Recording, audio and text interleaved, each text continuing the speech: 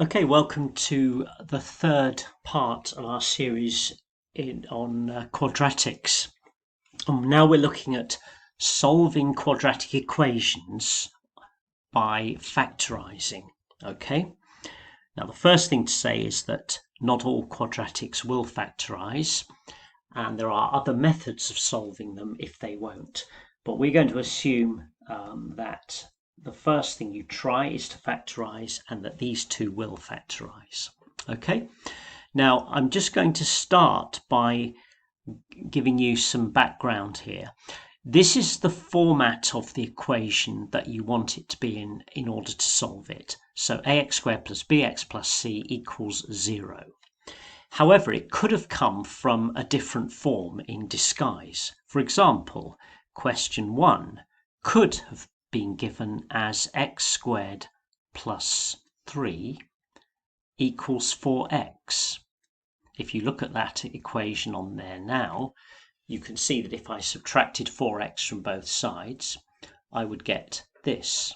Okay, and that's what I would need in order to solve it. But you might have been given it like this, or you could have been given it like this. They could have factored out the x at the beginning and written x minus 4 like that equals minus 3. If you work that backwards, you've got x squared minus 4x, add the 3 to both sides, you've got 0, which is what we have here. So that equation is the same as that. Okay, if you were given that, you would need to convert it into this form here. Another disguise might have been this. If you took this one, for example, and divided by x, you would get this. X plus 3 over x equals 4. I've divided every term in this equation by x. But when you look at this, you wouldn't even think it was a quadratic. And it's not in that form. But if you multiply everything by x, you can get that, which leads to that. So just bear in mind the possibilities that there are of how the equation might look before it's rearranged.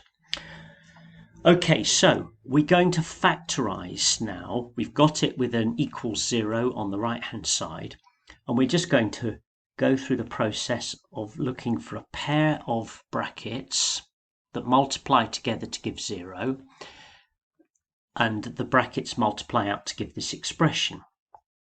Well, to get the x squared, it's x times x. To get the 3 at the end, it must be two negatives in order to give us the minus 4 here. And it's negative 3 and negative 1. Okay, if you multiply those two brackets out using FOIL, first out inner last, you will get this expression here. All right, so we're nearly finished because that's now set up for solving. I'm multiplying two things together to equal 0, right? Two brackets together to equal 0. For that to be true, one of the brackets has to equal 0. So what values of x cause each bracket to make 0? Well, the first bracket would be 0 if x was 1, because 1 minus 1 is 0. The second bracket would be 0 when x equals 3. Okay? So it's as simple as that. The solutions to the quadratic equation are x equals 1 or x equals 3. Okay? Two solutions. Why are the two solutions? Well, let's look at the graph for this very function. If I drag this graph in, which has been drawn earlier, you can see that the graph is symmetrical. It goes down across the x-axis and then back up again, and it intersects at 1 and 3. Those are the solutions to the quadratic, the places where it crosses the x-axis. They are also called the roots of the equation. Okay, I'll just move that out the way, and we'll go on to the second question.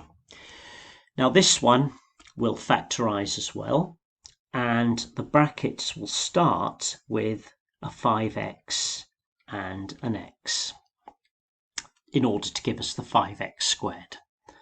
Okay, and to get the minus 7, that will come from either a 7 and a minus 1 or a minus 7 and a 1.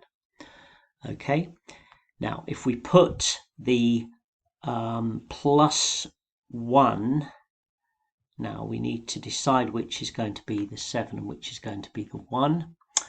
And the 7 is going to go here, and the 1 is going to go there. Okay, one of them's got to be a minus and one's got to be a plus. Well, that's going to give us minus 5x and plus 7x. That's the inner term is plus 7x. The outer term is minus 5x. They combine to give me plus 2x. So that's the correct factorisation. All right. Now, I've got to decide what causes each bracket to be 0. Well, we'll do the x minus 1 first, because to make that 0, x is simply equal to 1. That's one of the solutions. But the first bracket is a bit more complicated because it will contain a fraction. You see, 5 times x plus 7 has to equal 0. All right, so 5 times what? Plus 7 makes 0. Well, first of all, it's going to have to be a negative number, and it's going to have to be a fraction. And the fraction it will have to be will be 7 over 5, negative 7 over 5. Okay, now you can easily see that that works, and you can see where the 7 and the 5 have come from in the bracket. You see, 5 times negative 7/5 is negative 7.